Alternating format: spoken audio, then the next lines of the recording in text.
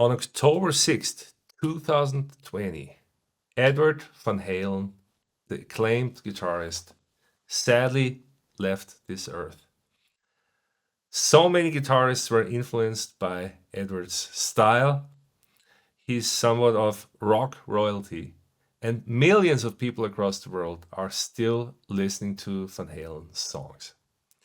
So this was 5 years ago. So just a few weeks ago, I met a lovely guy called Steve Rosen, who was a personal friend of Edward since 1978, and over 26 years of their relationship, he recorded over 40 hours of interviews with Edward. Today, you're going to hear my interview with Steve, where I got to ask him all the burning questions I had about Eddie's style and his life, and also a few questions that might surprise you.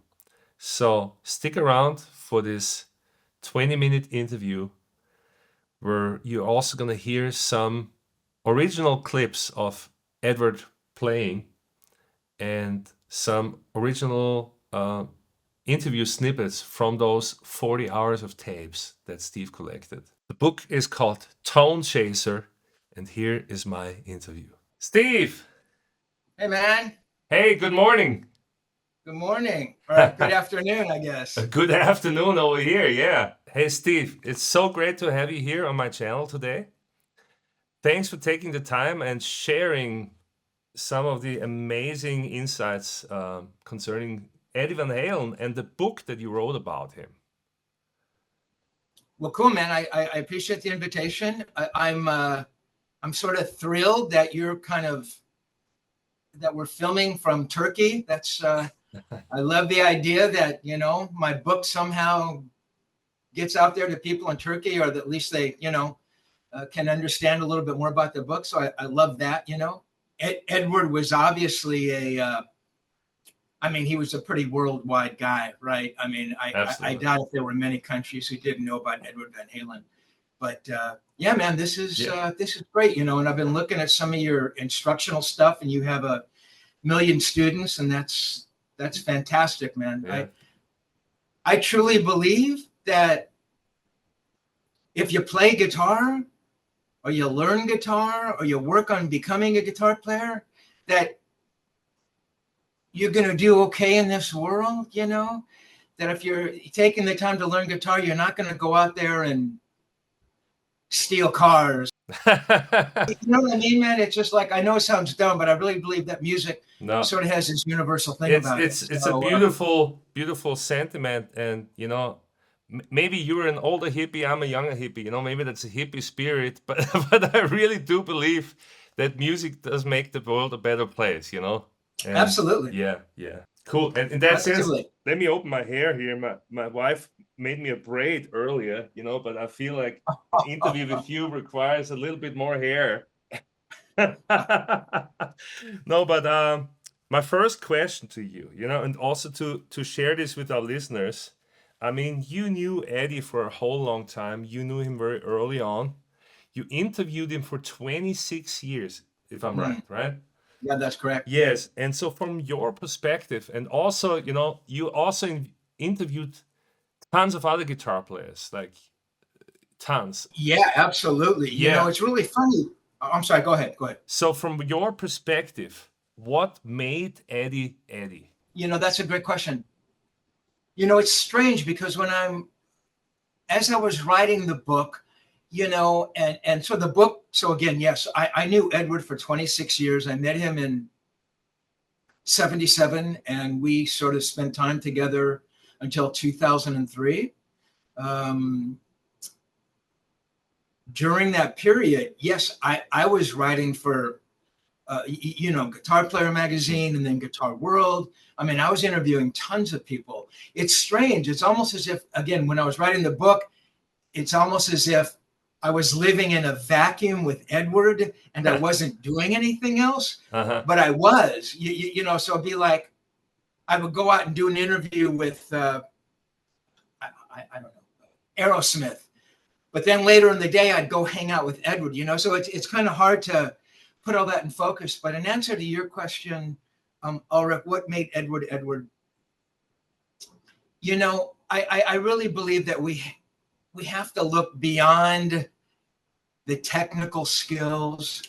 You know, we all know what he brought to the guitar, and as a guitar builder and a luthier, how special that was. To have those skills is pretty remarkable. I mean, I wish I had asked him, Edward, how did you know how to pot a pickup, or how did you know how to put in a tone control, or how did you know how to get a neck onto a body so it would stay in tune? I never asked him those questions. And for him, it was always like, oh, you just trial and error. Well, I believe it was much more than that. Because, I mean, for me, I could take a guitar neck and a guitar body, and for the next 15 years, I could try to put it on and try to get the thing in tune. It would never happen. Now, you might have those skills, but for me, and I think for most people, they didn't. So, I believe with Edward, it went deeper, because during that period, I mean, there were a lot of other really good guitar players. I mean, if you think 77 and 78, right, you're thinking about George Lynch and Warren DeMartini.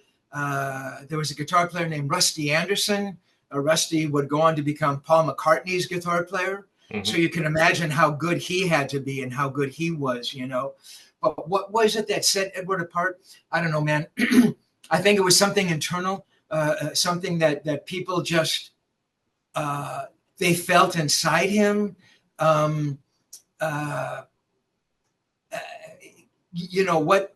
What makes a guitar icon different than just sort of a very good guitar player? And again, I think it's this unspoken thing.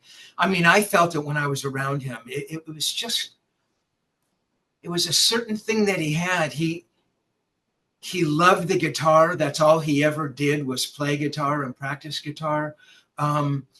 But he would never say, "Oh, I'm this great guitar player." Oh, that solo. That was something I actually want to ask you. There's the kind of self-marketing guitar heroes, kind of, and then there's the kind of reluctant guitar heroes. Yeah. Where would you say that Edward was the second? Yeah, and honestly, I don't ever think he honestly ever believed that he was a guitar hero. I mean, if you brought that up to him, he would sort of get upset about it.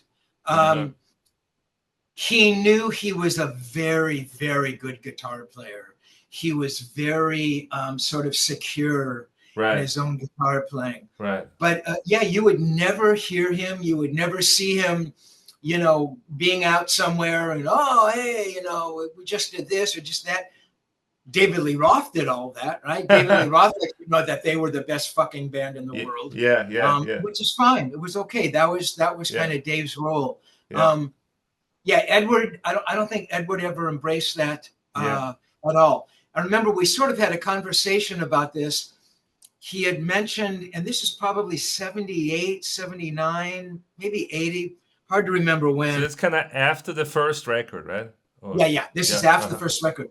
So he told me about how he had just won for the 5th year in a row the best guitar player in Guitar Player magazine's poll, know.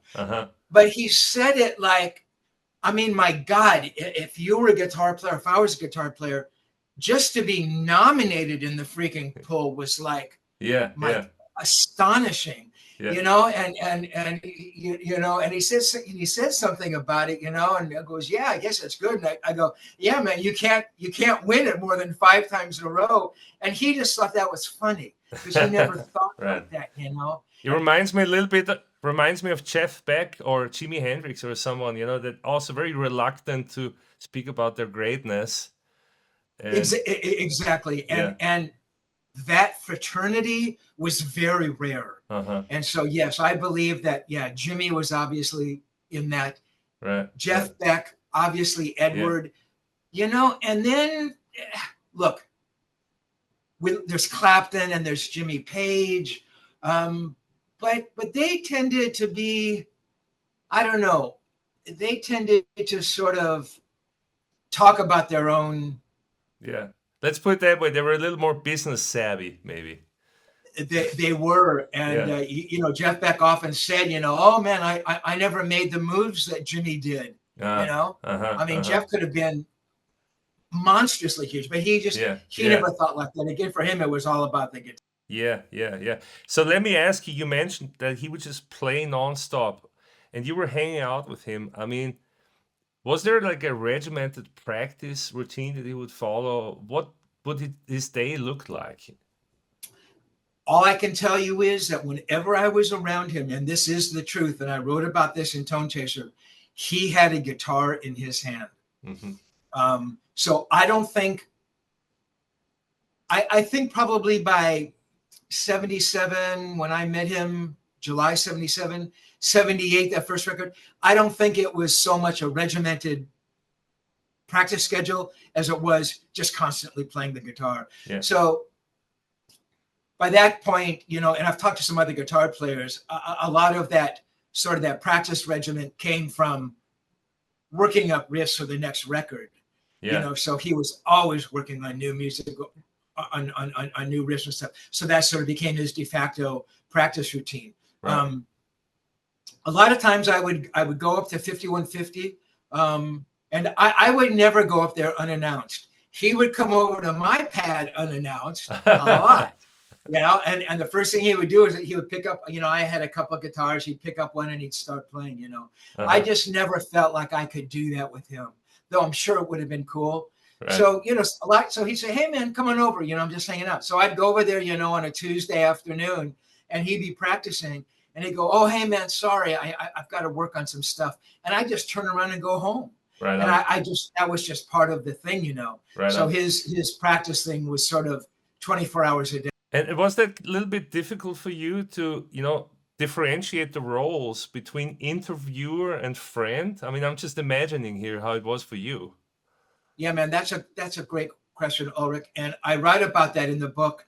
And I tried to figure it out, who I was on any given day hanging out with him, especially on those days when I was doing an interview with him for Guitar World magazine, or at that point, there were a lot of foreign magazines, you know, German and Japanese UK, too, right? Yeah. Japanese. I was writing for a Japanese magazine called Player, and they were gods in Japan. I mean, for that first record, I mean, Edward was just, he was the king of the world. Yeah. So I was always doing stories for them. It was difficult, you know, and I described it as sort of walking this tightrope between, yes, being this professional journalist and just being his friend. And what was weird is I would ask him questions that I already knew the answers to because we had talked about it just in conversations, you know. Right. You know, so you have to ask those questions and pretend like I'd never asked him before. And he was always cool, you know. He was. Yeah. So then you were the interviewer in that situation, basically, right? You needed it for the record out of his mouth. Yeah.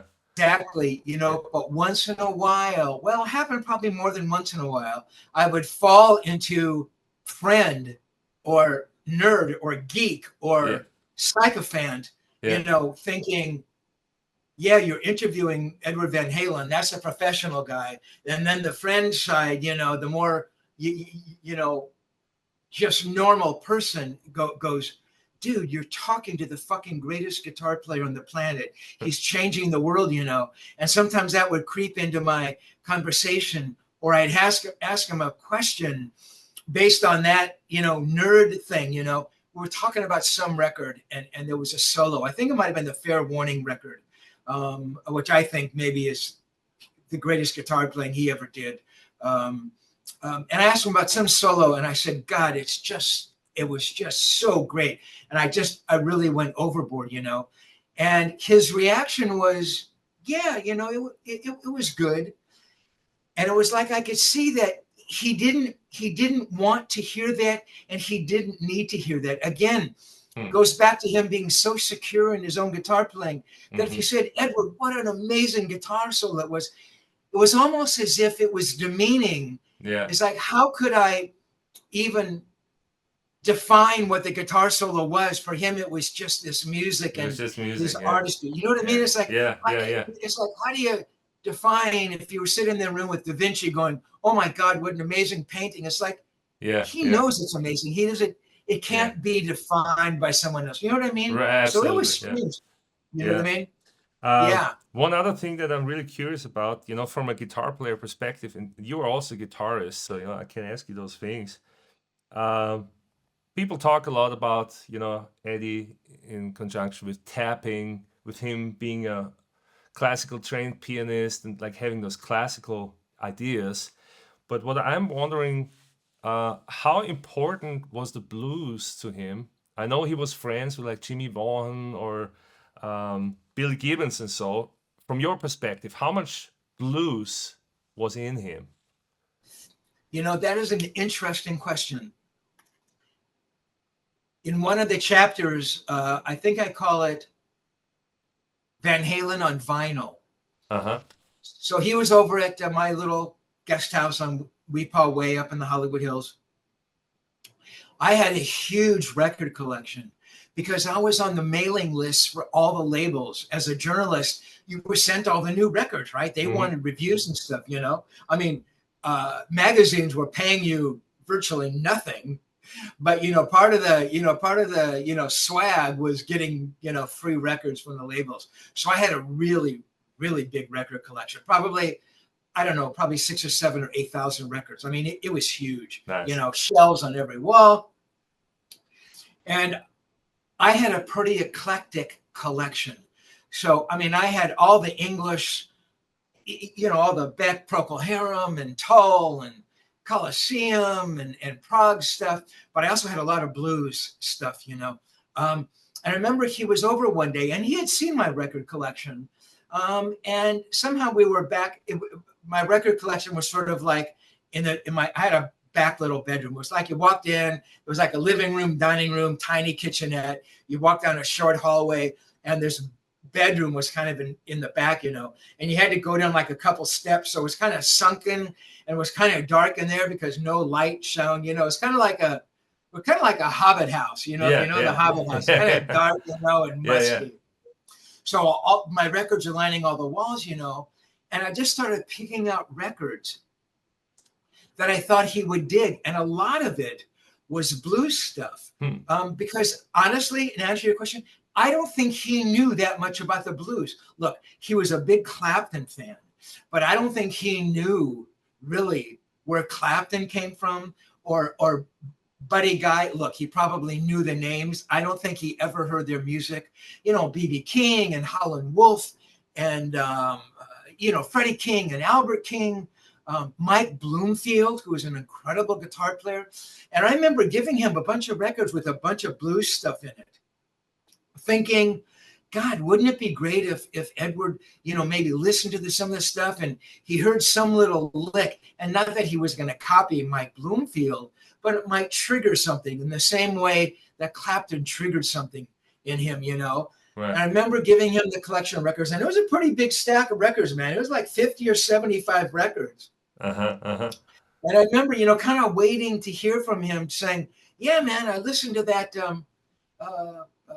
I gave him a bunch of stuff like Larry Carlton, who was a little different, Yeah. Did he know about Larry at that point? I don't think he knew him at all. Wow. Okay. I think he probably knew Steely Dan and Reelin' in the Years or maybe the Hits, but I don't think he knew Larry Carlton or Jay Graydon or Lee Ritenour or Robin Ford. I thought, those guys, who would kind of incorporate the blues in their way. I thought this would open up some doors for him, Yeah. A week goes by, 2 weeks, months, he never said a single word. And I will bet you $1 million he never listened to one record. Okay. And he never gave me my records back. So where are my records, Edward? It's funny. So you bring up Billy Gibbons, and yes, Billy was really centered in the blues. But, beyond those first early, there was a lot of blues covers. You listen to Billy and you don't really hear the blues in that way, right? Because it morphed so much. But back in the day, Edward was playing, Billy Gibbons songs, and maybe he even did a Steely Dan song, and he was playing songs maybe from guitar players who were listening to blues, but I don't think it ever filtered in with Right. him. Right on. Yeah. So, in answer to your question, man, no, I don't think that blues stuff Yeah. ever meant much to him. Because it's interesting, like that first on the first record, that blues that they're doing, yeah, the kind of acoustic thing with David Lee Roth, yeah, it's like super authentic, It's like it sounds like that's what they're doing in their off time, sitting backstage. They're just playing blues, basically. Yeah, right. Yeah, he may have done that, Yeah. And maybe Dave knew more about that stuff than Maybe, yeah, that's it. That's right. Yeah, because Dave also didn't Dave have like a jazz influence or kind of crooner side to him? Yeah, exactly. Yeah, Yeah. that's where Edward first saw him. Dave was in a local band called Red Ball Jet. There you go. And that was Dave's band, Yeah. And Dave was always into a little bit more of that, that Motownish thing. And I think, I think Dave's roots actually in many ways went much deeper than Edward's. Yeah. Here's another question for you, kind of connecting to this. What I've always admired about Eddie is his swing and his rhythm playing. Yeah. Of course, as a teenager, maybe I was blown away by Eruption, and so, and I remember learning it and everything. But how would you comment on Eddie as a composer, as an innovator of riffs and parts and songs? What are your thoughts on that? Well, I mean, that's another amazing point.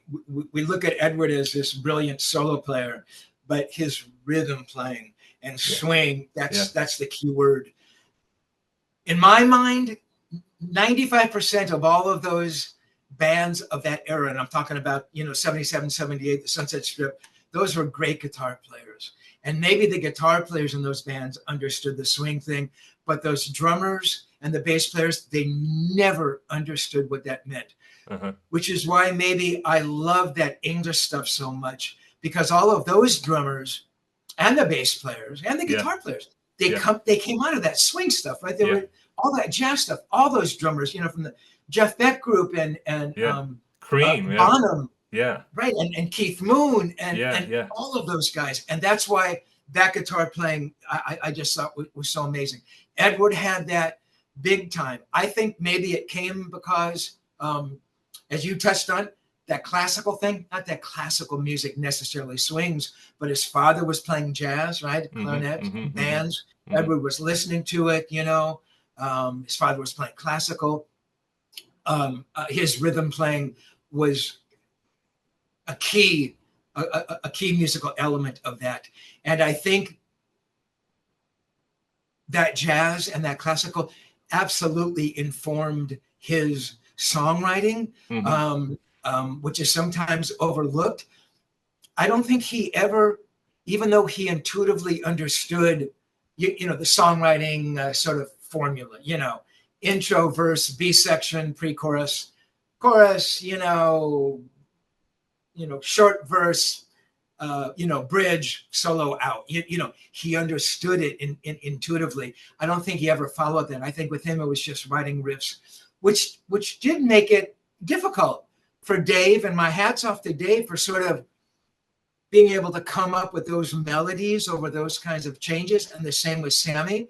But you listen to some of those changes, I mean, on those early records, and it was, and again, I haven't gone into it as deeply maybe as you have, but instead of playing just a regular major chord, Edward will play a ninth or a seventh or some sus chord, that just sets the whole thing off. And the way that he would, tie those chords together, and sort of his those cadences and the unexpected chords, it's like, oh, it's going to go to a D minor and it goes to an F major, but whatever. He was kind of hunting for that unexpected, right? Exactly. Yeah. So would you say this all happened from a gut and intuitively, or could he, if he needed to, break this down to his bandmates and actually explain it to you? Hey, here I'm adding the ninth. How would you say? That's a great question. I don't think he ever did that. I think if he had to do it, he probably could have done it. But he didn't want to look like a nerd, maybe. Right, exactly. And maybe he didn't even know that this chord that he was playing was a diminished seventh or whatever it was. Maybe he may not know the actual name of the chord. I do believe he had that knowledge. And I know that, there's always that debate. Oh, he could read music. He couldn't read music. Edward always sort of, underplayed it that, oh, he really couldn't play music. I think he could really read music much better than he wanted people to realize. I think it added more to the mystique in his little way. But I don't think he could sit down and play a piece of classical music top to bottom, flawlessly. But I think that he could probably work his way through it. And certainly a piece of guitar music, which tends to be, a little bit simple. Did you ever hear him play piano, classical, or? That's a good question. I know that there were keyboards up at 5150. I mean, obviously chomp and stuff, but I mean, like really classical stuff, yeah. Yeah. No, I never really heard him play that. Again, there's a chapter in the book, or maybe a couple chapters. I was writing with a buddy, with my friend Ron De La Vega. We were writing songs together, and he was a great bass player, and also an amazing cello player. He was also a great keyboard player. And in fact, I'm jumping subjects here. I write about in one chapter, my friend Ron came up to Edward's house and gave Edward a cello lesson. Edward wanted to learn cello. And it's an amazing chapter. That was an incredible night. So Edward just, again, a popover. It was in the evening. There's a knock at the door. It's Edward. Ron and I are working on a song. And Ron is playing keyboards. He had a Roland, I think. And we were working on a little 4-track Tascam. And Edward comes in, and of course, he sits down and he's smoking a cigarette. He's always smoking a cigarette. And we're kind of, working on something. And of course, 5 minutes in, he goes, "Hey, man, do you mind if I could show you some stuff?" And I'm thinking, all he ever does is play music. And I can't believe that he would want to get involved. You know what I mean? It's like, you're selling real estate all day. Do you really want to sell another house on your day off? But that's all he ever did. So within a few minutes, he's playing the keyboard, and he was actually showing Ron a couple songs that were going to end up on the 5150 record. Nice. And he wanted Ron to accompany him on bass. And I think it was, again, my memory is failing. So if you really want to know the complete story, we'll read the book. And go read the fucking book. But I know one of the songs is 5150. I truly enjoyed talking to Steve, and I learned a lot about Eddie Van Halen. And of course, also don't forget to check out the book. There's the physical book version, which is super thick. And then there's an audiobook where Steve himself reads the book with some original outtakes from those 40 hours of cassette material. And then there's an ebook as well. Go down below there in the description. I'll put all those links down there for you. In that sense, keep on rocking and keep remembering Eddie.